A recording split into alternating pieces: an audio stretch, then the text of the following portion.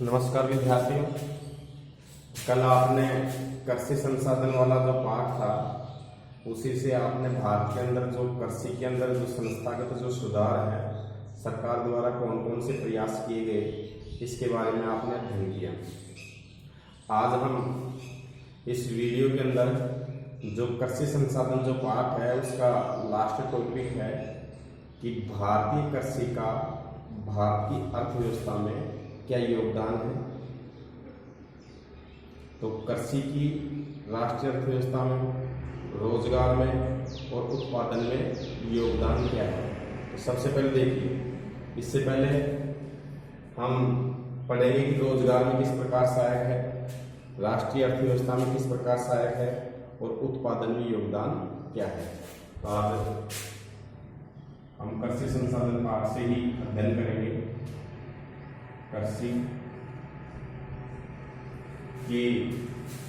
कृषि का राष्ट्रीय अर्थव्यवस्था, कृषि का राष्ट्रीय अर्थव्यवस्था अध्ययन करेंगे हम कृषि का राष्ट्रीय अर्थव्यवस्था, कृषि का राष्ट्रीय अर्थव्यवस्था, रोजगार और उत्पादन में योगदान। अर्थव्यवस्था, रोजगार और उत्पादन में योगदान।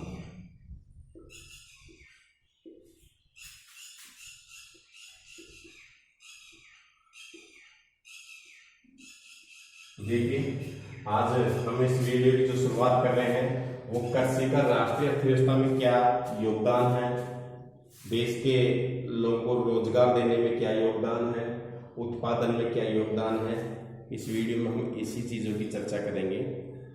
तो देखिए कि हम जानते हैं कि कृषि भारतीय अर्थव्यवस्था की रीढ़ कही जाती है। तो देखिए, पहले नंबर पर हम चर्चा करते हैं कि कृषि भारतीय अर्थव्यवस्था की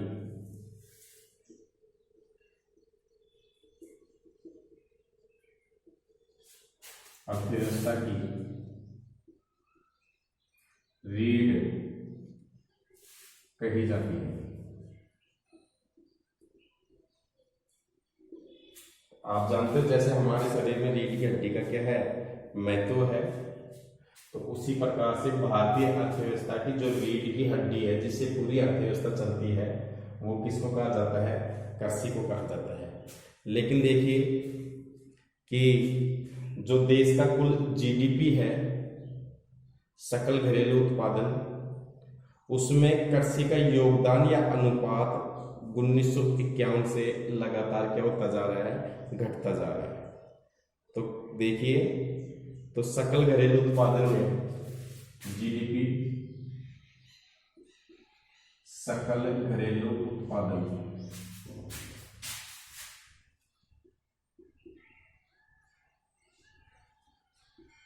उत्पादन में कृषि का अनुपात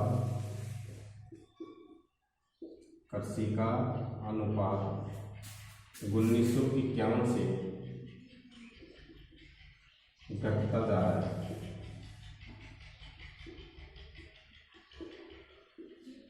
कि हम जानते हैं कि जो ग्रोस डोमेसियल जो प्रोग्रेस है या प्रोडक्ट है, प्रोडक्ट, ग्रोस डोमेसियल प्रोडक्ट यानी सकल घरेलू जो उत्पादन है उसमें कृषि का अनुपात 1951 से लगातार क्या होता जा रहा है, घटता जा रहा है। और 2010 और 11 में यह जो कृषि है देश की लगभग 52% जनसंख्या के लिए रोजगार आजीविका का साधन है। 2010-11 में कृषि 52% जनसंख्या के लिए रोजगार का साधन है।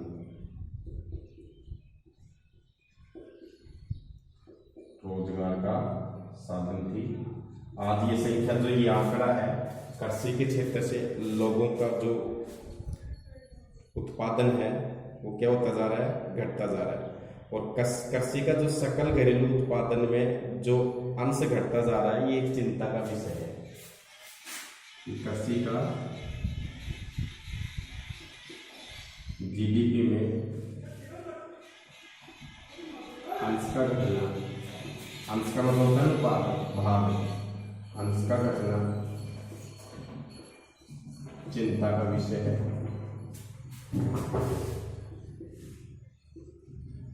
चिंता का क्या है, विषय है।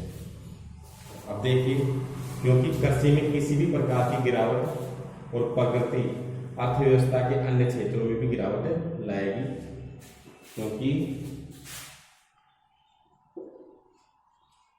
कृषि के क्षेत्र में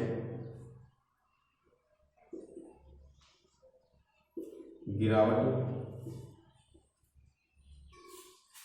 अन्य क्षेत्रों में भी गिरावट लाती है, अन्य क्षेत्रों में भी गिरावट लाती है।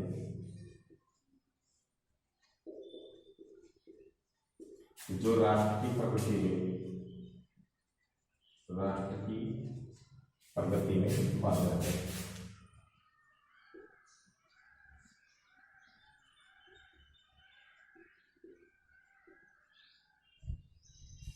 जो हमारे देश की प्रगति में क्या है, बाधक है। तो इस प्रकार से देखिए, भारत सरकार ने कृषि के आधुनिकीकरण के लिए अपने स्तर पर अनेक प्रकार के क्या किए हैं, प्रयास किए हैं, जिनके बारे में मैं आपको बता रहा हूं। देखिए कि इसी कारण देखिए आप इसको तारवे पर कि कृषि का राष्ट्र अर्थव्यवस्था रोजगार उत्पादन में योगदान। तो हम देखते हैं कि कृषि भारतीय अर्थव्यवस्था की रीढ़ की हड्डी कहा जाता है, या रीढ़ कही जाती है। जीडीपी का जो हिंदी में नाम है सकल घरेलू उत्पादन, यानी ग्रॉस डोमेस्टिक प्रोडक्ट।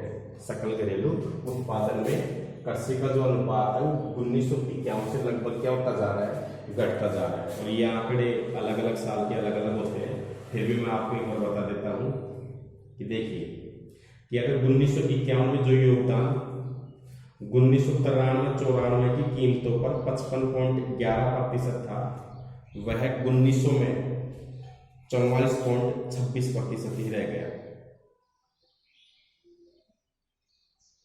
2007-08 में 1999-2000 की कीमतों पर 17.8% रहा। 2015-16 में 2011-12 की कीमतों पर 15.35% रह गया। इस कारण हम जानते हैं कि औद्योगिक विकास में द्वितीय और तृतीय क्षेत्रों में तो क्या हो रही है, वृद्धि हो रही है। प्राथमिक क्षेत्र में, कृषि के क्षेत्र में क्या आती जा रही है, गिरावट आती जा रही है। तो आप इतना ही ध्यान रख लो कि उत्पादन में कृषि का, जीडीपी के उत्पादन में कृषि का योगदान निरंतर क्या होता जा रहा है, घटता जा रहा है। 2010 में कृषि 52% जनसंख्या के लिए रोजगार का क्या थी, साधन थी। आज ये आंकड़ा भी निरंतर क्या होता जा रहा है, कम होता जा रहा है। और कृषि का जीडीपी में जो अनुपात है उसका घटना एक चिंता का क्या है, विषय है, क्योंकि कृषि के क्षेत्र में गिरावट अर्थव्यवस्था के अन्य क्षेत्रों में भी गिरावट आएगी। कृषि के क्षेत्र में अगर गिरावट आएगी तो अन्य क्षेत्रों में भी क्या आएगी, गिरावट आएगी, जो समाज और राष्ट्र की अर्थव्यवस्था की प्रगति में क्या है, बाधक है। नंबर 2 देखिए, तो कृषि के महत्व को समझते हुए भारत सरकार ने कुछ प्रयास किए हैं इसको वापस सुचारू लागू करने के लिए, इसको मजबूती प्रदान करने के लिए। तो देखिए, कृषि के महत्व को समझते हुए भारत सरकार ने आधुनिकीकरण के भरकर प्रयास किए हैं। नंबर 2, कृषि के महत्व को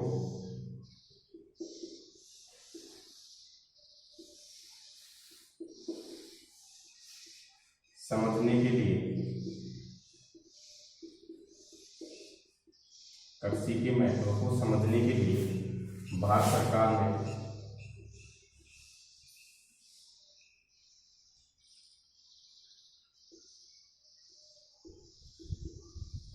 इसके आधुनिकीकरण के प्रयास किए हैं,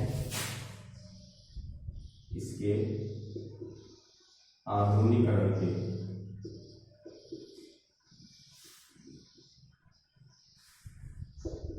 प्रयास किए हैं।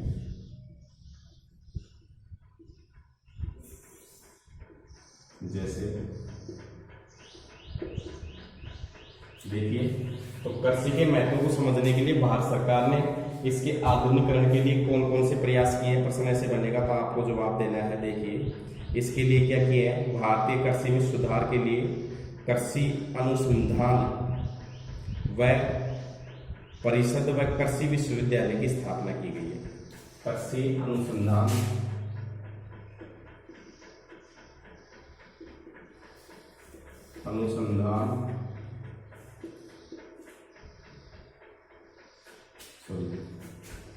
कृषि अनुसंधान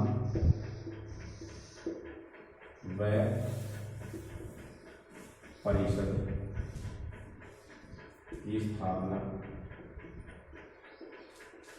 तो देखिए, कृषि को आधुनिकीकरण, कृषि के महत्व को समझते भारत सरकार ने कृषि को आधुनिकीकरण से जोड़ने के लिए कृषि के क्षेत्र में कुछ सुधारों के किए गए। कृषि अनुसंधान परिषदों की स्थापना की गई है, कृषि विश्वविद्यालय की स्थापना की गई, कृषि विश्वविद्यालय एग्रीकल्चर यूनिवर्सिटी कृषि विश्वविद्यालय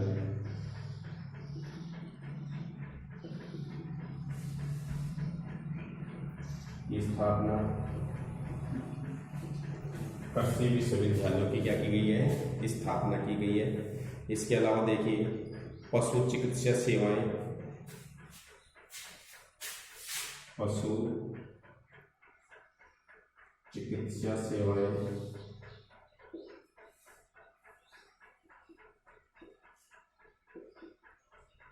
व प्रजनन केंद्रों की स्थापना, प्रजनन केंद्रों की स्थापना।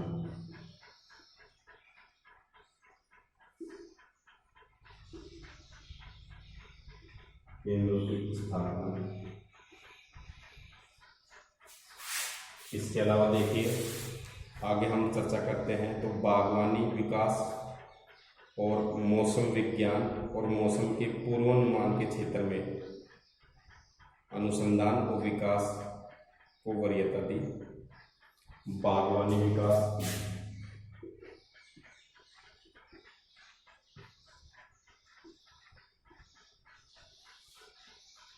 मौसम का पूर्वानुमान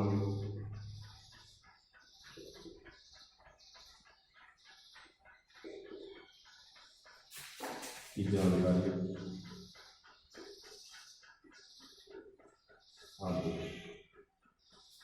तो देखिए, भारत में कृषि के महत्व को समझने के लिए भारत सरकार ने इसके आधुनिकीकरण के अनेक क्या किए हैं, प्रयास किए हैं। जैसे देखिए, कृषि अनुसंधान व परिषदों की क्या की गई है, स्थापना की गई है। इसके अलावा विभिन्न प्रकार के जो कृषि महाविद्यालय है, विश्वविद्यालय है, इनकी स्थापना की गई है। एग्रीकल्चर यूनिवर्सिटी, पशु चिकित्सा एनिमल्स हॉस्पिटल्स हैं, इनको सेवाएं देने के लिए विभिन्न प्रकार के प्रजनन केंद्र हैं। आप देखते होंगे कि विभिन्न प्रकार की उन्नत नस्ल के जो पशुधन है उनके लिए बीज अनुसंधान केंद्र है, बागवानी विकास है, और किसानों को मौसम की पूर्वानुमान पहले ही जानकारी प्रदान करना, ये कई सेवाएं क्या है इसमें शामिल है। आगे देखते हैं कि देखिए कि पिछले कुछ वर्षों में सकल घरेलू उत्पादन में वृद्धि हुई है, परंतु इसमें देश के पर्याप्त मात्रा में रोजगार के अवसर उपलब्ध नहीं हो रहे हैं। कृषि में विकास दर कम हो रही है, जो कि एक चिंताजनक क्या है, स्थिति है। और वर्तमान में भारतीय किसान को अंतर्राष्ट्रीय प्रतिस्पर्धा से एक बड़ी चुनौती का सामना करना पड़ रहा है। देखिए,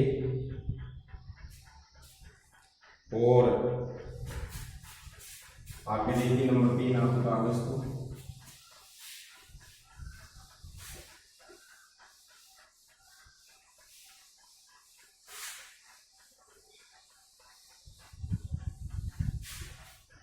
कि पिछले वर्षों में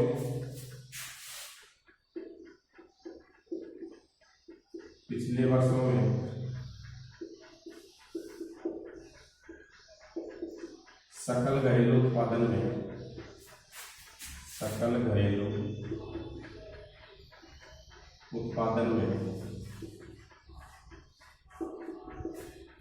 कृषि का जो अंश है, जो भाग है,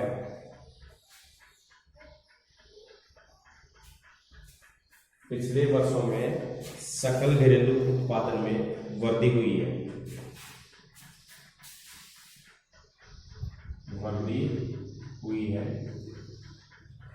कि हम बात करते हैं कि पिछले कुछ वर्षों से जो देश की जो जीडीपी है उसमें वृद्धि हुई है, परंतु देश में पर्याप्त मात्रा में रोजगार के अवसर जो उपलब्ध नहीं हो पा रहे हैं। परंतु पर्याप्त रोजगार के अवसर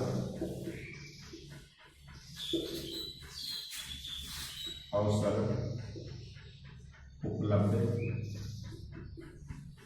नहीं हो पा रहे हैं।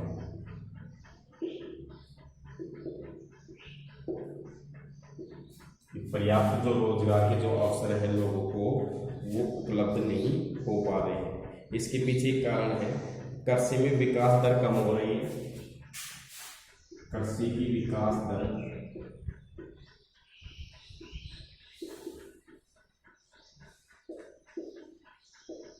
कम हो रही है, जो ग्रोथ है वो रुक रही है। कृषि की जो विकास दर है वो कम होती जा रही है और आज भारतीय किसान को अंतर्राष्ट्रीय प्रतिस्पर्धा से एक बड़ी चुनौती का सामना करना पड़ रहा है। भारतीय किसान को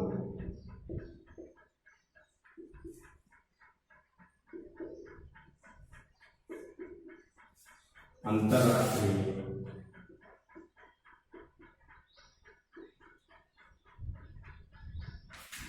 प्रतिस्पर्धा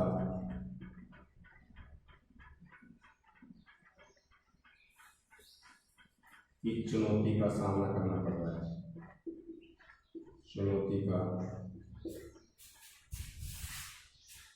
कि आज जो भारतीय किसान है उसको अंतर्राष्ट्रीय प्रतिस्पर्धा की चुनौती का सामना करना पड़ रहा है।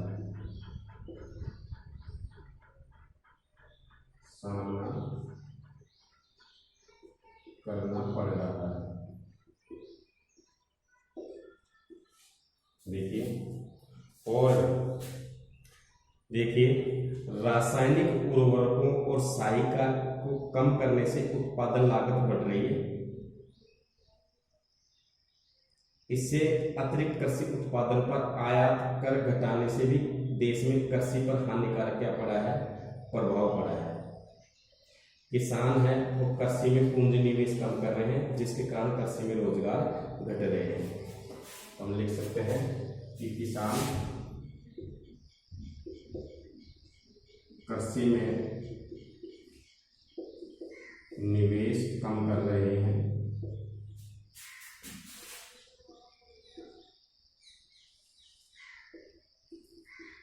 जिस कारण रोजगार घट रहे हैं।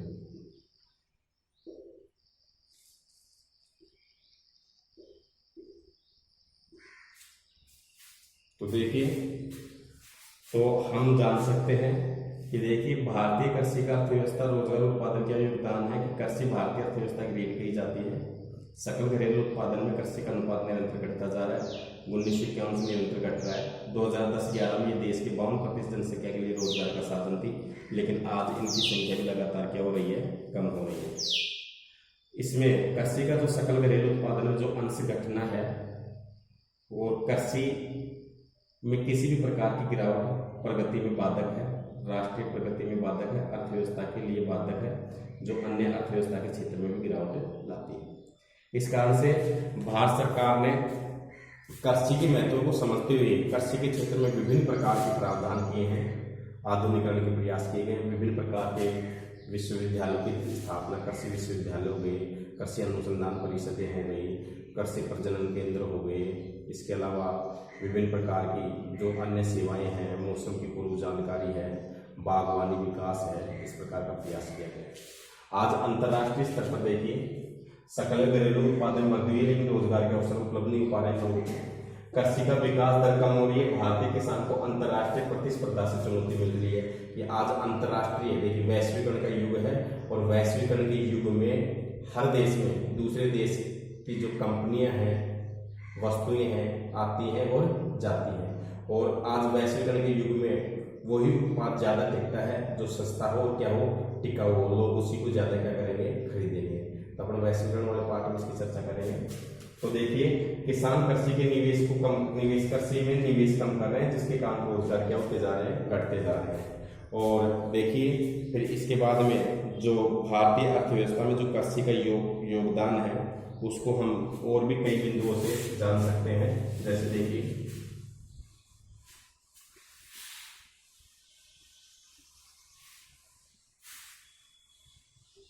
तो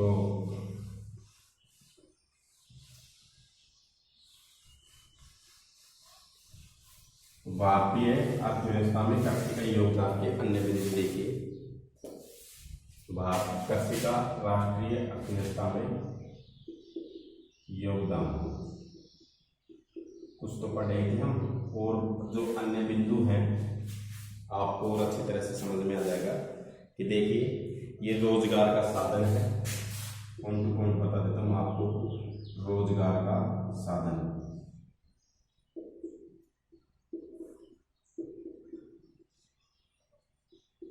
देखिए तो भारतीय कृषि है वो रोजगार का क्या है, साधन है। देखिए कि हम जानते हैं कि देश की ज्यादातर जो रोजगार का जो साधन प्रदान करने वाला जो क्षेत्र है वो कृषि का सेक्टर है, एग्रीकल्चर सेक्टर है। कृषि का क्षेत्र प्रत्यक्ष या अप्रत्यक्ष रूप से लोगों को क्या देता है, रोजगार देता है। तो हम कह सकते हैं कि भारत जैसे जैसे लोगों को रोजगार प्राप्त होगा तो लोगों की आय बढ़ेगी, और लोगों की आय बढ़ेगी तो देश की अर्थव्यवस्था क्या होगी, सुधरेगी। जब प्रति व्यक्ति आय मजबूत होगी तो राष्ट्र की अर्थव्यवस्था भी क्या होगी, मजबूत होगी। तो हम कह सकते हैं कि कृषि लोगों के रोजगार का क्या है, साधन है। तो कृषि का अर्थव्यवस्था में पहला योगदान हो रहा है रोजगार का साधन। और आज भी देखिए लगभग भारत की 55.60% जनसंख्या, आंकड़े फिक्स नहीं है, लगभग है कि 55.60% जनसंख्या प्रत्यक्ष या अप्रत्यक्ष रूप से कृषि कार्यों में क्या है, संलग्न है। तो इस प्रकार हम कह सकते हैं कि जो कृषि है वो रोजगार का क्या है, साधन है। इसके बाद में देखिए सकल घरेलू उत्पादन में सहायक, यह भी पढ़ेंगे आपने, सकल घरेलू उत्पादन में सहायक।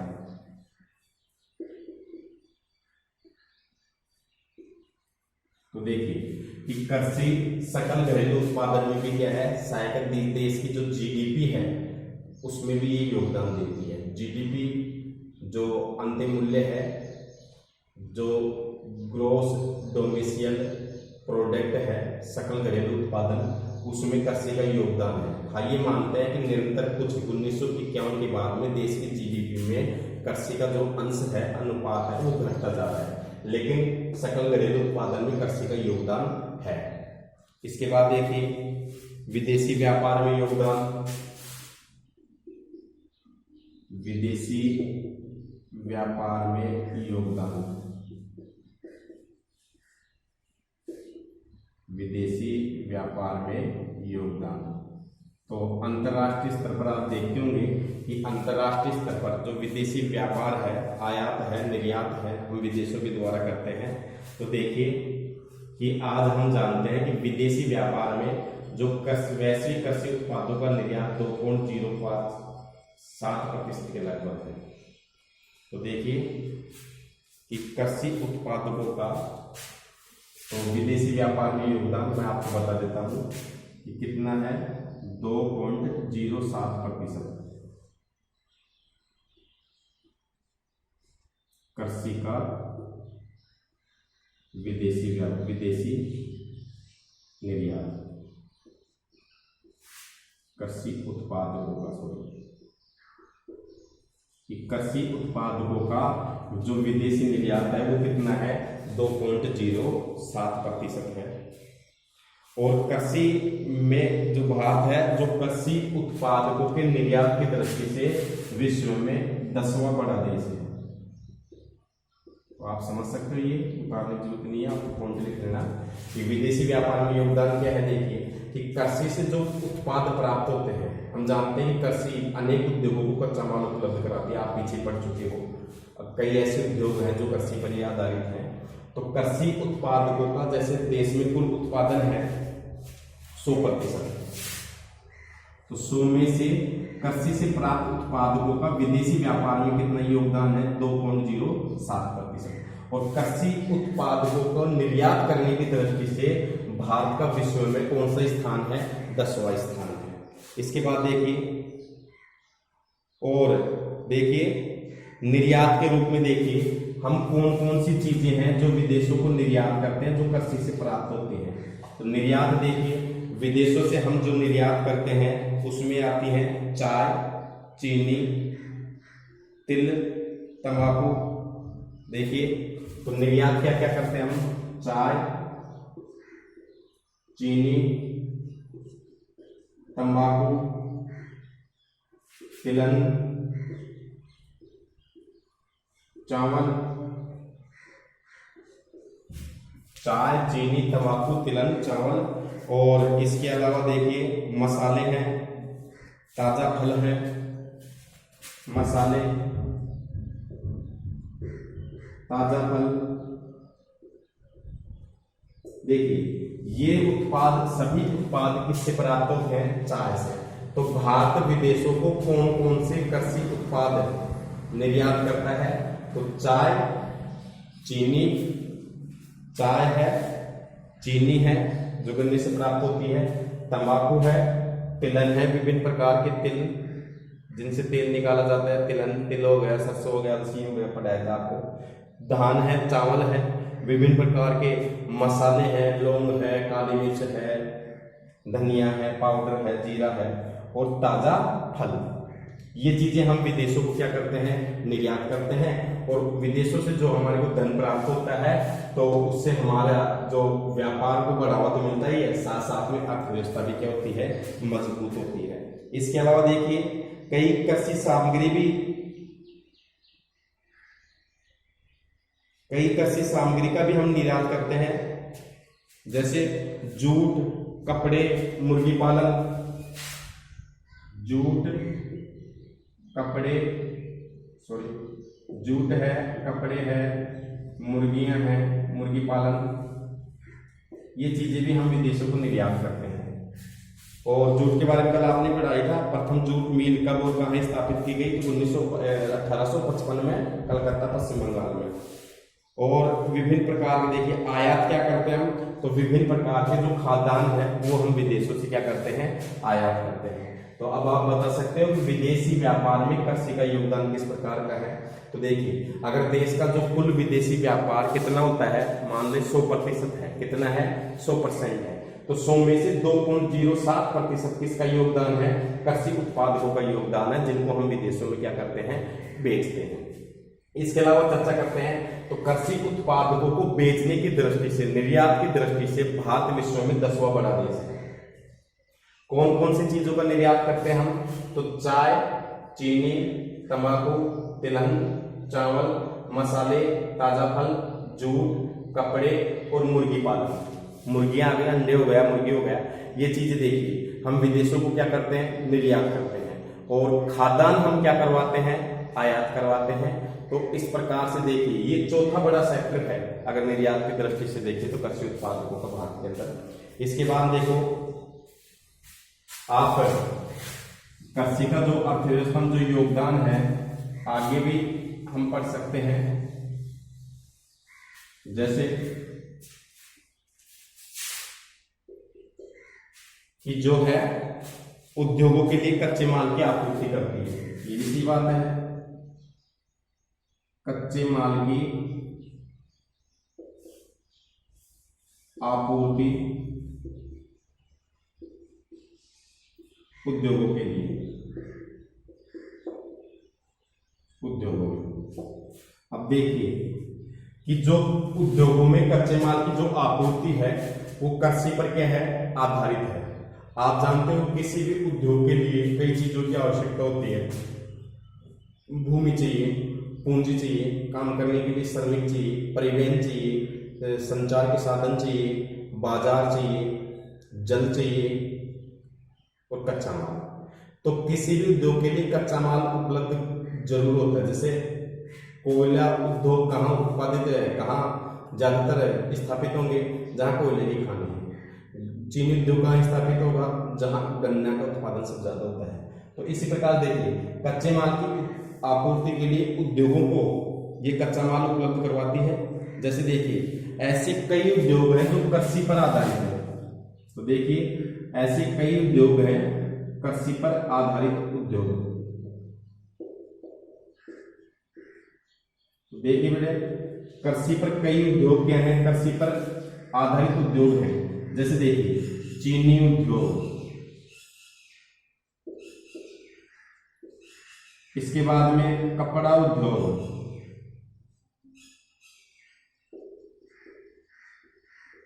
कागज उद्योग, इसके बाद में पिलन उद्योग,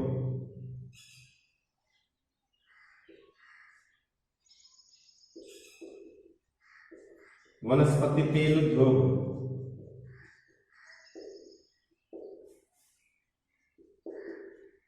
और भी दुनिया भर के उद्योग हैं। तो देखिए इस प्रकार से कच्चे माल की आपूर्ति के लिए आपूर्ति करके उद्योगों में कई उद्योग हैं जो कृषि पर ही क्या है, आधारित है। जैसे चीनी उद्योग है, चीनी उद्योग के लिए जो कच्चा माल है वो क्या चाहिए, गन्ना चाहिए, चाहिए कि नहीं चाहिए। और इसी प्रकार से देखिए वनस्पति तेल उद्योग के लिए विभिन्न प्रकार का तिलहन चाहिए। कपड़ा उद्योग है, इसके लिए कपास है, चाहिए कि नहीं चाहिए। जो आपने प्राकृतिक रेशों के बारे में पढ़ा था, कपास, जूट, सन, और इसके अलावा एक प्राकृतिक रेशा और पढ़ा था आपने रेशम के बारे में, जो शहतूत के पर पड़ने वाले जो कीड़े होते हैं उनके कोकून से प्राप्त होता है। और इसके अलावा और भी हैं, जैसे रबड़ उद्योग है।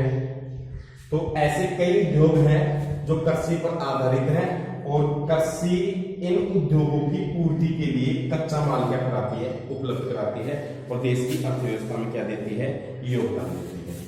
इसके बाद में देखिए आप आगे भी कृषि के योगदान के बारे में पढ़ सकते हैं अपन। और क्या योगदान है, तो पांचवा बिंदु है देखिए औद्योगिक उत्पादकों के लिए बाजार तैयार करना। औद्योगिक उत्पादकों के लिए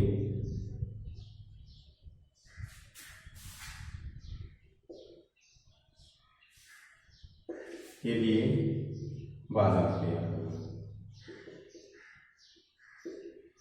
अब देखिए अगर कृषि औद्योगिक उत्पादकों के लिए बाजार तैयार करना। अब देखिए बाजार के अंदर कई उद्योग हैं। देखिए जैसे कृषि के लिए कई उपकरणों की क्या पड़ती है, आवश्यकता। जैसे देखिए मशीनें, खाद, बीज, है ना, और विभिन्न प्रकार के जैसे देखिए उपकरण। कृषि के लिए जैसे देखिए ट्रैक्टर को जोतने के लिए, देखिए खेती को जोतने के लिए हल चाहिए, ओढ़ने की मशीन चाहिए।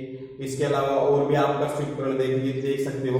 अगर ट्रैक्टर है, ट्रैक्टर ज्यादातर यूज किस में आता है, कृषि के क्षेत्र में आता है। और ट्रैक्टर के साथ साथ में ट्रॉली आती है, हल आते हैं और भी अन्य उपकरण आते हैं। तो मशीनें, अगर कृषि का क्षेत्र नहीं रहेगा तो ये चीजें हल है, मशीनें, इनकी कहाँ जरूरत पड़ेगी, नहीं पड़ेगी ना। ये चीजें बाजार उपलब्ध करवाती है, नहीं करवाती है। इसके बाद देखिए विभिन्न प्रकार के जो खाद हैं, बीज हैं, जो कीटनाशक दवाइयां हैं, ये सारी चीजें दुकान होती है बाजार के अंदर।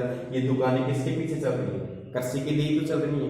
कृषि है तो ये दुकानों का बाजार है, नहीं तो नहीं है। इसके अलावा देखिए विभिन्न प्रकार के बीज हैं। इसके बाद में और भी अन्य उपकरण हैं, गैंती है, कुल्हाड़ी है, खुरपा है, हसली है, दांतली वगैरह है। और भी कई उपकरण होते हैं जो कृषि के क्षेत्र में क्या लिए जाते हैं, काम लिए जाते हैं। तो इस प्रकार से औद्योगिक उत्पादों के लिए कृषि क्या करती है, बाजार तैयार करती है। तो इस प्रकार से देखिए कृषि का राष्ट्रीय अर्थव्यवस्था में योगदान विभिन्न प्रकार से होता है। और अब देखिए आप कि अब हम पढ़ेंगे कि वैश्वीकरण का कृषि पर प्रभाव। तो आप इसको एक और उतार लो, कृषि के योगदान को।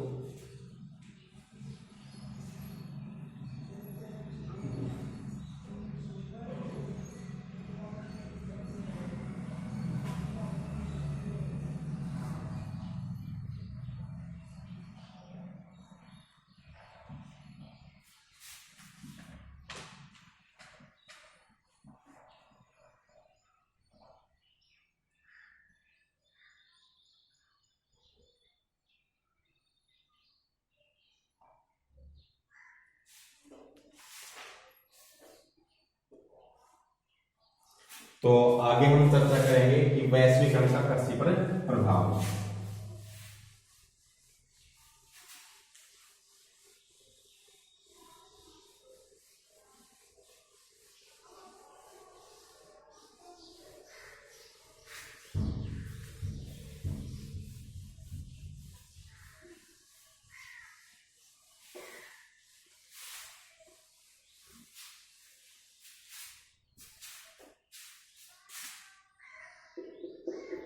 वैश्वीकरण का कृषि पर प्रभाव।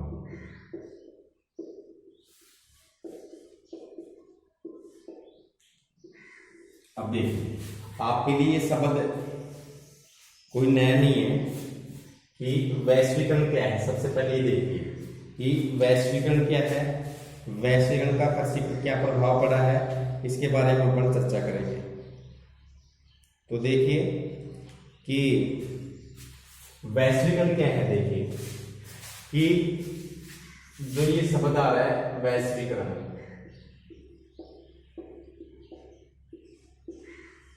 और वैश्वीकरण का मतलब होता है विश्व का जुड़ना।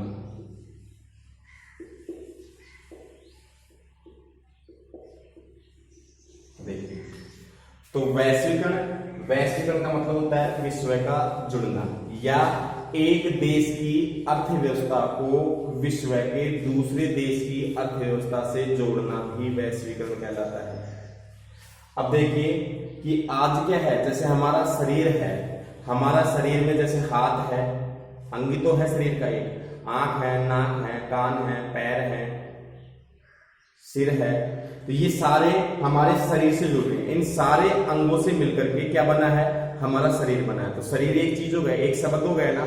इसी प्रकार से आज पूरा विश्व एक साथ क्या हो गया है, जुड़ गया है। तो ये क्या कहलाता है, वैश्वीकरण।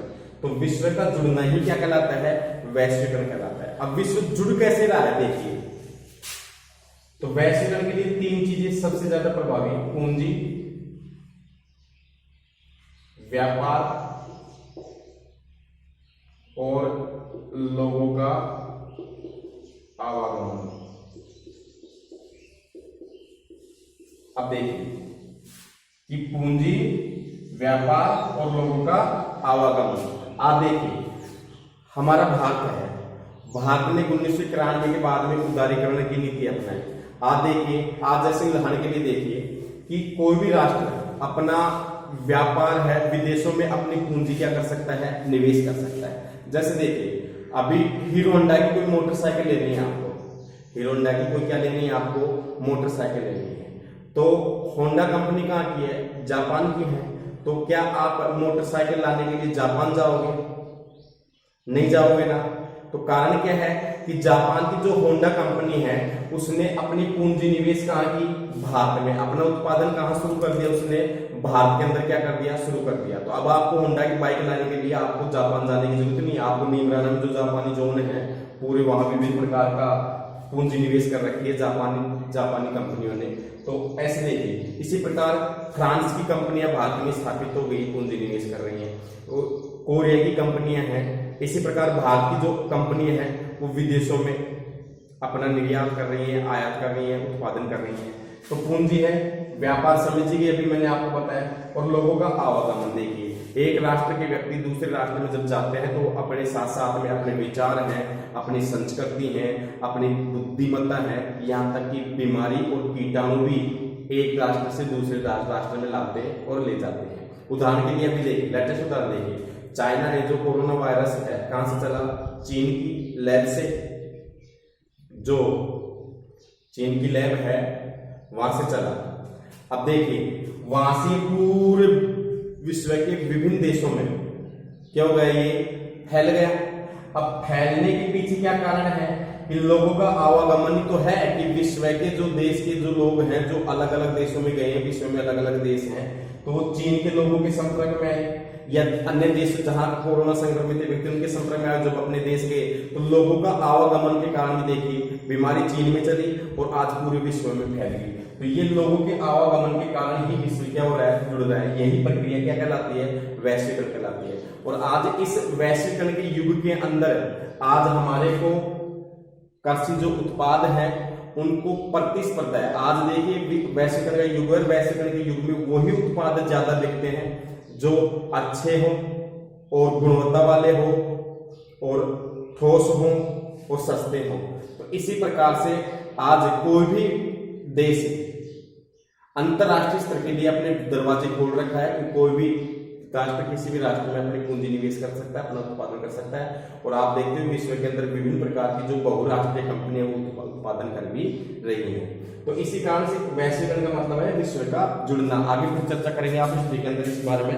तो देखिए, तो वैश्वीकरण का आज जो भारत का जो उत्पाद है, जो वैश्वीकरण के द्वारा कृषि पर क्या प्रभाव पड़ा, देखिए तो देखिए कि वैश्वीकरण कोई नई घटना नहीं है।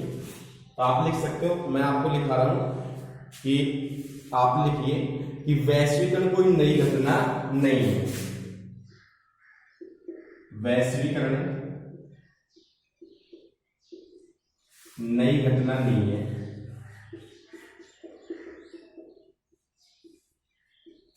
क्योंकि देखिए प्राचीन काल में भी हम जानते हैं कि हमारा जो जुड़ाव था वो विश्व के अन्य देशों में था।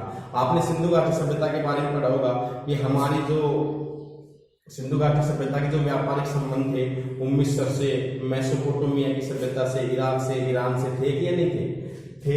इसके बाद उपनिवेशिक काल में भी देखिए हमारे संबंध विश्व के अन्य देशों से रहे हैं। और भारत से देखिए तो वैश्वीकरण कोई नई घटना नहीं है। और देखिए जब 19वीं शताब्दी में जब 19वीं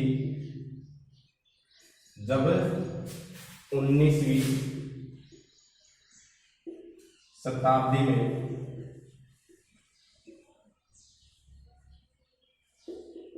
यूरोपीय व्यापारी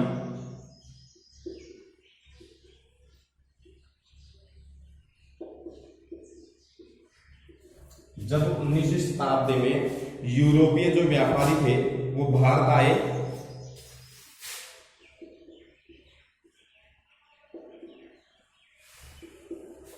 कि 19वीं शताब्दी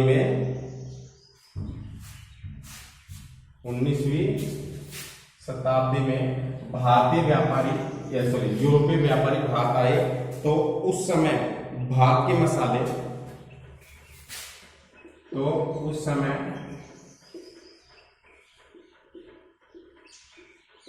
भारत के मसाले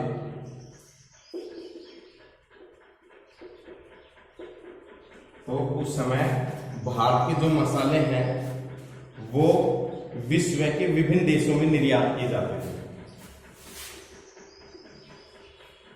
विश्व के विभिन्न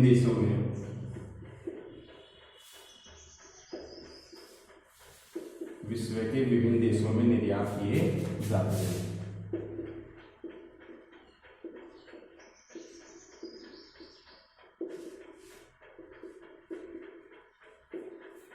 जैसे लौंग है, इलायची है, धनिया है, हल्दी है, काली मिर्च है। तो ये मसाले भारत के लोग रेशम और ये मसाले कहाँ पर ले जाते थे? विश्व के अन्य देशों में, अफ्रीका में, यूरोप के अंदर, और वहां से इसके बदले में भारत के जो व्यापारी हैं वो क्या लेकर के आते थे, सोना लेकर के आते थे। इसी कारण भारत पहले प्राचीन काल में सोने की क्या कहलाता था, चिड़िया कहलाता था। तो देखिए वैसे तो कोई नई घटना नहीं है। 19वीं शताब्दी में यूरोपीय व्यापारी जब डच है, पुर्तगाल है, फ्रांसीसी है, जब भारत आए तो वो उस समय भारत के मसाले विश्व के विभिन्न देशों में क्या करते थे, निर्यात करते थे। और देखिए आज भी और भारतीय किसानों को इन फसलों को उगाने के लिए प्रोत्साहित किया जाता था। भारतीय किसानों को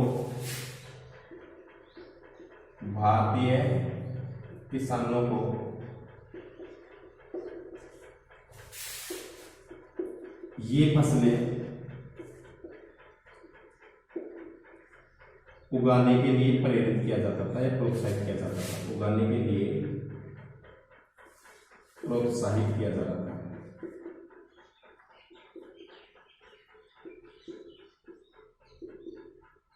तो देखिए भारत 19वीं शताब्दी से विश्व में जब हम निर्यात करते थे, व्यापार करते थे, तो विश्व के देशों से जुड़ रहे थे, नहीं जुड़ रहे थे, तो वैश्वीकरण की प्रक्रिया हुई और भारतीय किसानों को ये फसलें उगाने के लिए जो यूरोपीय व्यापारी थे ये प्रोत्साहित भी करते थे कि आप ये फसल उगाइए, इससे ज्यादा से ज्यादा क्या होगा, आपको फायदा होगा। और देखिए आज भी गरम मसाला भारत से निर्यात की जाने वाली मुख्य वस्तुओं में शामिल है। गरम मसाला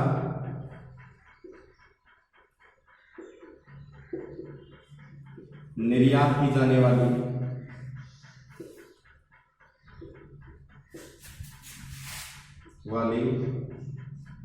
मुख्य वस्तु है, तो आज भी देखिए कि जो गरम मसाले हैं वो निर्यात की, विश्व के अंदर निर्यात की जाने वाली जो वस्तुएं हैं उनमें से क्या है, प्रसिद्ध हैं। इसके अलावा देखिए आगे हम चर्चा करते हैं कि जो अन्य योगदान है इन क्षेत्रों में देखिए और क्या है, आप लिख लीजिए, मैं लिखा रहा हूं आपको, 2 नंबर लिखिए कि ब्रिटिश काल में अंग्रेज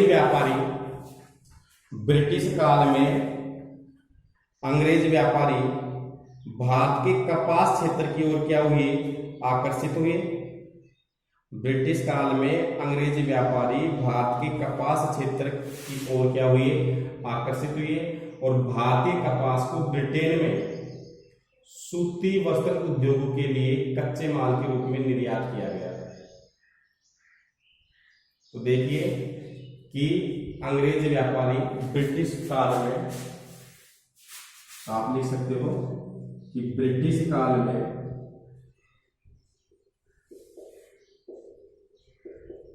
अंग्रेज व्यापारी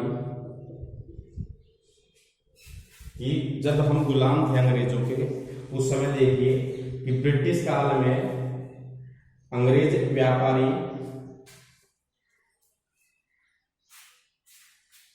कपास को इंग्लैंड के सूती वस्त्र उद्योग के लिए, इंग्लैंड के सूती वस्त्र उद्योग के लिए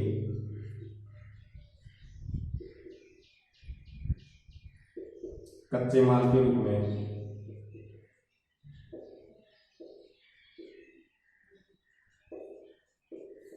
प्रयोग किया।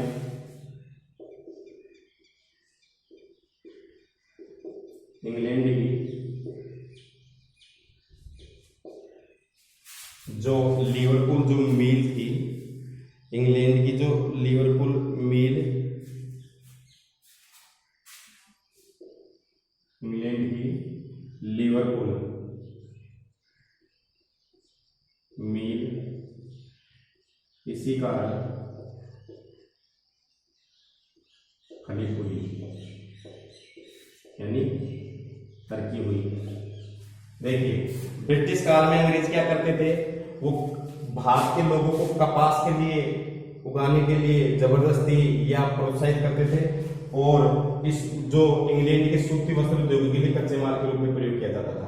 इंग्लैंड की मैनचेस्टर एक जगह है जहां सबसे ज्यादा सूती वस्त्र उद्योगों का उत्पादन होता था, वहां एक मिल थी लिवरपूल मिल। इसी के कारण भारत की कपास की कहानी वो क्या हुई, बोलो, फलित हुई। इसके बाद देखिए 1917 में आप लिखिए कि 1917 में बिहार में हुए चंपारण आंदोलन के बारे में आपने पढ़ा होगा। तो देखिए कि 1917 में बिहार में हुए चंपारण आंदोलन इसी कारण हुआ कि वहां के किसानों को नील की खेती करने के लिए दबाव डाला गया। नील ब्रिटेन के सूती वस्त्र उद्योगों के लिए कच्चा माल था। तो देखिए, तो आप लिखिए कि 1917 में चंपारण जो सत्याग्रह आंदोलन है वो इसलिए हुआ कि नील की खेती करने के लिए अंग्रेजों ने भारतीय किसानों को दबाव में डाला या मजबूर किया, क्योंकि नील ब्रिटेन के सूती वस्त्र उद्योगों के लिए कच्चा माल था और इसलिए भड़के किसान कि वे अपने उपयोग के लिए अनाज उगाने से मना कर दिया था। तो देखिए, इसके बाद देखिए आगे लिखिए नंबर 4, 1960 के बाद में वैश्वीकरण के तहत 1960 के बाद में वैश्वीकरण के तहत भारतीय किसानों को, तो 3 नंबर आपने लिख लिया, वो एक बार और बता देता हूं मैं कि 1917 में चंपारण जो सत्याग्रह आंदोलन हुआ वो किसानों को नील की खेती करने के लिए अंग्रेजों ने क्या किया, मजबूर किया, क्योंकि नील की जो खेती है वो इंग्लैंड के सूती वस्त्र उद्योगों के लिए कच्चा माल थी और अंग्रेजों ने किसानों को अनाज उगाने से मना कर दिया, नील की खेती करने के लिए दबाव डाला, इसलिए यह आंदोलन हुआ। इसके बाद देखिए नंबर 4 लिखिए आप कि 1990 के बाद वैश्वीकरण के तहत भारतीय किसानों को 1990 के बाद वैश्वीकरण के तहत भारतीय किसानों को कई नई चुनौतियों का सामना करना पड़ रहा था। 1990 में मैंने बताया कि वैश्वीकरण की शुरुआत कब हुई थी, 1991 में भारत में वैश्वीकरण की शुरुआत हुई थी। मनमोहन सिंह उस समय देश के अर्थशास्त्री थे। तो देखिए कि 1990 के बाद में वैश्वीकरण के तहत भारतीय किसानों को कई नई चुनौतियों का सामना करना पड़ रहा था। चावल, कपास, रबड़, चाय, कॉफी, जूट और मसालों का मुख्य उत्पादक होने के बावजूद भी भारतीय कृषि विश्व के विकसित देशों से कंपटीशन या स्पर्धा करने में असमर्थ थी, क्योंकि उन देशों में कृषि को अत्यधिक सहायता दी जाती थी। तो लिख लीजिए आप कि कृषि का वैश्वीकरण प्रभाव 2 मैंने लिखा दिए, 3 नंबर 1917 वाला लिखा है मैंने। 4 नंबर पर लिखिए कि 1990 के दशक के बाद में भारतीय किसानों को कई चुनौतियों का सामना करना पड़ा। चावल, कपास, रबड़, चाय, जूट और मसालों का मुख्य उत्पादक होने के बावजूद भी भारतीय कृषि विश्व के विकसित देशों से स्पर्धा करने में असमर्थ रही, क्योंकि विश्व के अन्य देशों को कृषि के क्षेत्र में अत्यधिक सहायता दी जाती थी। 1990 में 1990 के बाद में वैश्वीकरण के तहत भारतीय किसानों को कई चुनौतियों का सामना करना पड़ा। अब प्रश्न आता है कि 1990 के बाद में भारतीय किसानों को कौन सी चुनौतियों का सामना करना पड़ा। तो कौन कौन सी फसलों के लिए देखिए, आज हम चावल, कपास है, रबड़ है, कॉफी है, जूट है, मसालों का मुख्य उत्पादक होने के बावजूद भी भारतीय कृषि विश्व के विकसित देशों से स्पर्धा करने में असमर्थ नहीं है, क्योंकि विश्व के अन्य देशों में कृषि को अत्यधिक सहायता दी जाती है, भारत में नहीं दी जाती। 5 नंबर पर लिखिए आज कि आज भारतीय कृषि दोहराई पर है। भारतीय कृषि को सक्षम और लाभदायक बनाना है। आज भारतीय कृषि दोहराई पर है। आज भारतीय कृषि दोहराई पर है। भारतीय कृषि को सक्षम और लाभदायक बनाना है तो सीमांत और छोटे किसानों की जो स्थिति है सुधारने पर जोर देना होगा। 5वें नंबर पर लिखिए आप कि भारतीय कृषि आज दोहराए पर है। अगर भारतीय कृषि में सुधार लाना है तो जो सीमांत और जो लघु किसान हैं, जो छोटे किसान हैं, उनकी स्थिति को क्या होगा, सुधारना होगा। इसके बाद देखिए, हरित क्रांति ने लंबा चौड़ा वादा किया, परंतु आज यही कई विवादों से घिरी हुई है कि हरित क्रांति से कृषि के क्षेत्र में उत्पादन में तो वृद्धि हुई है, लेकिन हरित क्रांति भी आज कई कारणों से विवादित हुई है। देखिए कि हरित क्रांति लिखिए आप 6 नंबर पे कि हरित क्रांति के कारण उत्पादन में तो वृद्धि हुई है, लेकिन कई कारणों से ये आज घिरी हुई है। जैसे रासायनिक कीटनाशकों का अधिक प्रयोग से मृदा प्रदूषण बढ़ा है। इसके बाद देखिए, जल भृतों के सूखने और जैव विविधता विलुप्त होने के कारण भूमि का क्या हुआ है, निम्नीकरण हुआ है। आज जीन क्रांति संकेत शब्द है, जिसे जेनेटिक इंजीनियरिंग भी क्या इसमें शामिल है। तो देखिए, आज वास्तव में कार्बनिक कृषि का आज अधिक प्रचलन है, क्योंकि यह उर्वरकों और कीटनाशकों जैसे कारखानों में निर्मित रसायनों के बिना की जाती है। तो कार्बनिक कृषि क्या है, देखिए, तो कार्बनिक कृषि जैविक खेती हो गई। तो देखिए कि कृषि के क्षेत्र में अपने 2 प्रकार के खाद डालते हैं, रासायनिक खाद और कार्बनिक खाद। तो कार्बनिक खाद में अपने पशुओं का जो अपशिष्ट है, गोबर है, मिंगन है, या फिर अन्य जो कचरा है पादपों से प्राप्त होता है, इससे की जाने वाली जो कृषि है वो कार्बनिक कृषि कहलाती है। इसका आज प्रचलन जरूर शुरू हो गया है और इस पर्यावरण पर इसका नकारात्मक प्रभाव भी नहीं पड़ता है। तो ये चीजें कर लो आप। और देखिए आगे लिखिए आप कि बढ़ती जनसंख्या के कारण जोतों का आकार घटता जा रहा है और भारतीय किसानों का भविष्य अंधकार में होता जा रहा है। बढ़ती जनसंख्या के कारण खेतों का आकार क्या होता जा रहा है, घटता जा रहा है, और भारतीय किसानों का जीवन अंधकार में होता जा रहा है। इसके बाद देखिए कि लगभग 83.3 करोड़ लोग 25 करोड़ हेक्टेयर भूमि पर निर्भर हैं, और इस प्रकार प्रत्येक व्यक्ति के हिस्से में कि भारत में लगभग 83.3 करोड़ लोग 25 करोड़ हेक्टेयर भूमि पर निर्भर हैं।